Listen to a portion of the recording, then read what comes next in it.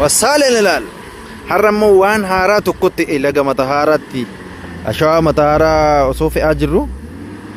maashinni naacha wajjin ashawaa fe'e ala dhumarratti viidiyoo kana callisaa ilala waan haaraa agartu naacha waliin yeroo fe'amu waan adda takka waan akkana ashawaa mata haaraa waliin naacha waggaa fe'amu argeen beeku har'a waan addaa ta'e faamilooti waan adda ilaala jimjaati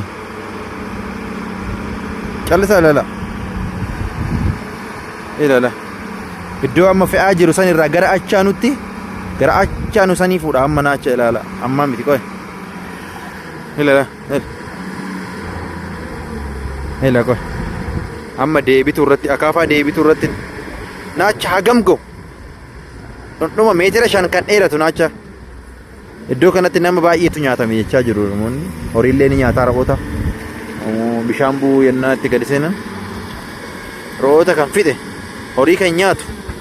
namallee asitti miila irraa kutee nama kan nyaata illee ni jira naacha akkami naacha meetira 5 dheeratu maashiniin kun fuudhee baase ila amma laala sirriitti ilaala